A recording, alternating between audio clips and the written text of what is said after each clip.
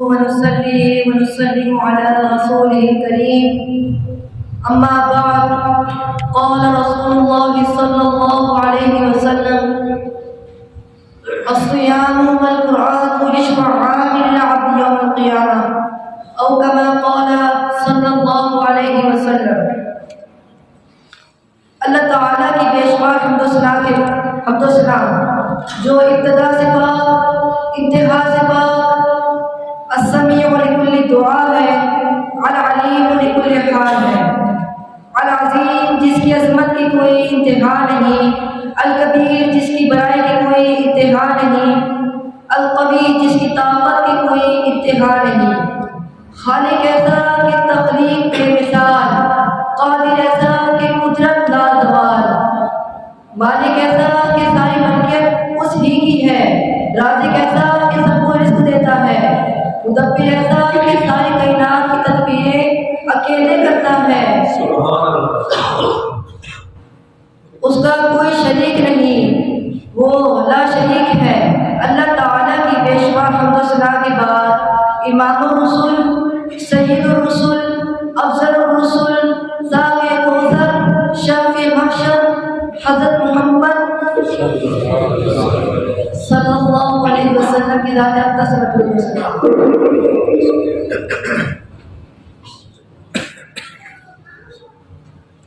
دعا ہے کہ اللہ تعالیٰ آپ سب کو رمضان کی برکات اور تراویح کو خوشی و خضوع کے ساتھ اور صلاۃ الخمس مع صلاۃ التہجد ادا کرنے کی توفیق عطا فرمائے، کیونکہ رمضان کے اس مہینے میں آپ صلی اللہ علیہ وسلم اپنے اہل و عیال کو بھی تہجد کے لیے بیدار کیا کرتے تھے۔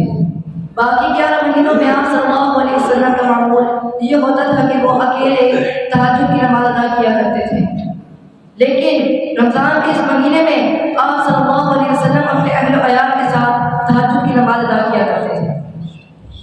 رمضان اور قرآن کا آپس میں گہرا تعلق ہے، ظاہری لحاظ سے بھی اور الفاظ کے لحاظ سے بھی۔ سید عبدالقادر جیلانی رحمۃ اللہ نے بلند طالبین میں عجیب بات لکھی ہے کہ رمضان کا ہر ایک حرف اس کی صفت کو ظاہر کرتا ہے، رمضان کی صفت کو ظاہر کرتا ہے۔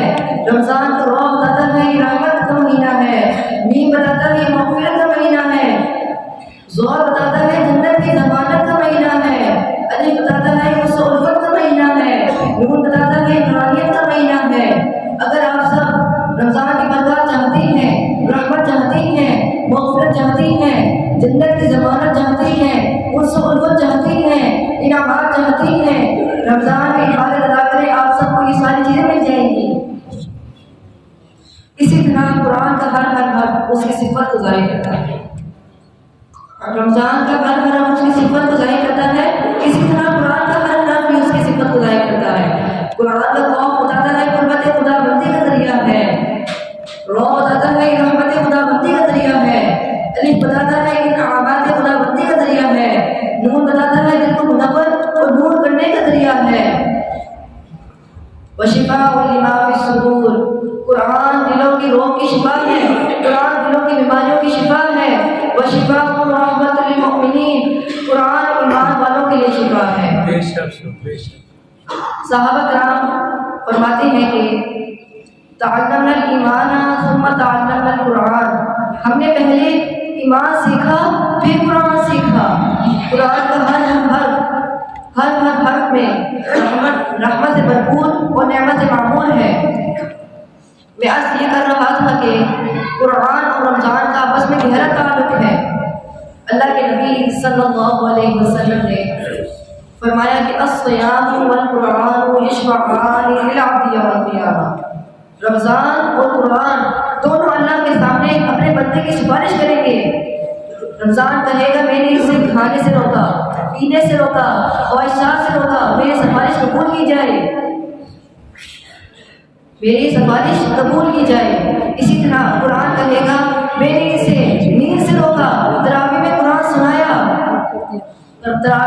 قرآن سنایا، جیسے میں نے سنایا میرے مقتدیوں نے سنا، عبد الباسط نے سنایا اس کے مقتدیوں نے سنا، مفتی صاحب نے سنایا ان کے مقتدیوں نے سنا، اسی طرح کسی نے سنایا کسی نے سنا، میری بھی سفارش قبول کی جائے۔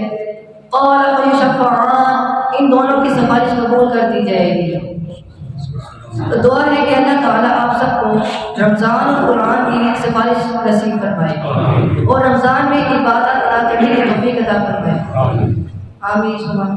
ماشاءاللہ، یہ پہلے سے پتہ ہے اس بچے نے 1 سال میں قرآن مجید مکمل کیا ہے اور پچھلے سال بھی تراویح سنائی ہے الحمدللہ۔ پچھلے سال بھی، اس سال آپ کے امام کی جو یہاں سنا رہا ہے اس کی تو 4-5 لوگ کی آدمی ہے، اس کی ایک بات آتی ہے۔ یہ اللہ نے مجھے یہ اعزاز بخشا ہے، یہ کہنے کے اللہ تعالیٰ نے مجھے، بلکہ اللہ نے میرے اوپر یہ کرم کیا ہے۔ اور یاد رکھے امام کی خوبیاں اچھے مقتدیوں کی وجہ سے ہوتی ہیں، مقتدیوں کی وجہ سے ہوتی ہے، اور امام کا بولنا نماز میں بھی مقتدیوں کی وجہ سے۔ تو میں نے کہا تھا جتنا اچھا میں قرآن مجید پڑھتا ہوں، جتنا اچھا مطلب ہے کہ جیسا میرا لہجہ ہے اتنا آپ کے بچوں کا بھی لہجہ بن جائے گا۔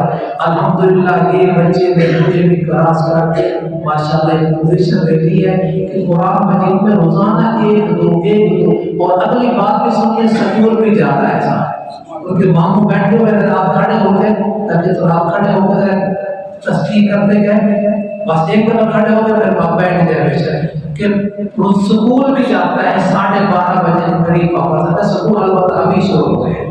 اگلی بات ایک اور ہے، یہ بات پہلے لکھی ہوئی ہے۔ اگلی بات یہ ہے کہ آپ اپنی مسجد کا خیال کرتے ہیں، مسجد کو پاک صاف رکھنے کو، مسجد یہ روشن ہے، بلکہ کبھی لائٹیں کم ہو تو مقتدی کہتے ہیں حاجی صاحب کہتے ہیں لائٹیں جلا دیں۔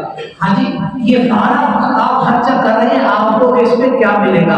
آج آپ کو بتا رہا ہوں کہ انشاءاللہ آپ کا ایمان پیدا ہوگا، اور انشاءاللہ جتنی مساجد ہیں یہ آواز تو دور دور تک جا رہی ہے انشاءاللہ۔ الحمدللہ آپ کی مسجد کی آواز دور دور تک جا رہی ہے، تو اب یہ آواز اور مساجد کے لیے بھی ہے۔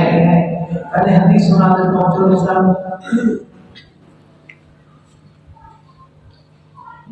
حدیث میں آتا ہے، مشکات میں ہے، ابن ماجہ میں ہے، سیاہ کی اور کتابوں میں بھی ہے۔ یہ جنت سے گزر کے جنت کی طرف جا رہا ہوگا، ادھر ایک صفوں میں سے ایک آدمی آگے نکلے گا اور کہے گا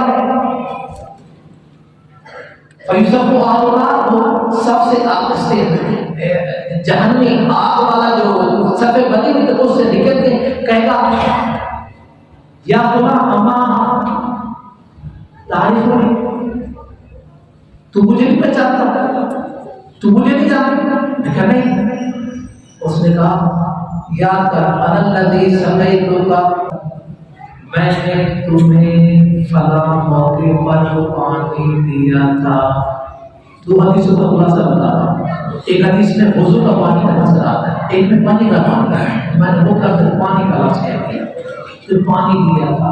اب تو جا رہا ہے تو میری سفارش کا، تو وہ سفارش کرے گا، اس کو بھی وہ حدیث کہتے ہیں فیشفع لہ فیدخلہ الجنہ، وہ اس کی سفارش کرے گا اور اس کو جنت میں لے کے جائے گا۔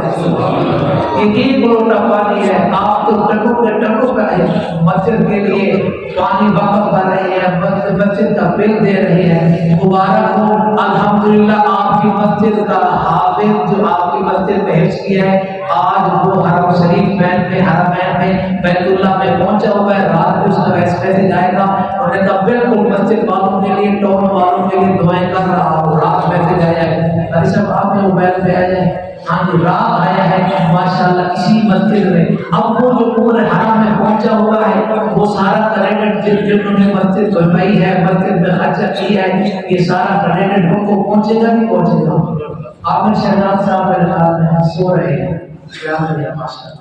تو یہ سارا کریڈٹ انہیں پہنچے گا۔ تو ایک ساتھی نے پچھلے سال بھی، کئی ساتھی نے پچھلے سال بھی یہ نمازی آپ کا درس سننے کے لیے آتے ہیں، بچوں کو ٹھیک ہے بچے کرتے ہیں، لیکن اس سال بھی میں نے عصر کا ٹائم رکھا ہے، مغرب میں آپ کا ٹائم نہیں لیا، بلکہ مغرب کا درس کچھ چھوٹ گیا ہے، کچھ پہنچ رہا ہے، اپنی جگہ پہ پہنچ رہا ہے، کچھ چھوٹ بھی رہا ہے، لیکن مسجد میں بالکل ناکا ہو رہا ہے اس مصروفیات کی وجہ سے۔ تو یہ بچے جب یہاں بیٹھ کے باتیں کریں گے، سب سے بڑی بات یہ ہے کہ دجالی فتنوں سے بچیں گے۔ ان بچوں کے لیے اور ان بچوں کے ہاشمی صاحب بہت پیچھے بیٹھے ہوئے ہیں. ہاں جی، ان بچوں کے لیے اور ان بچوں کے والدین کے لیے نبی صلی اللہ علیہ وسلم نے ایک ارشاد میں 3 دفعہ دعا فرمائی ہے اور ایک ارشاد میں ایک دعا کی ہے، کمال فرما دی ہے.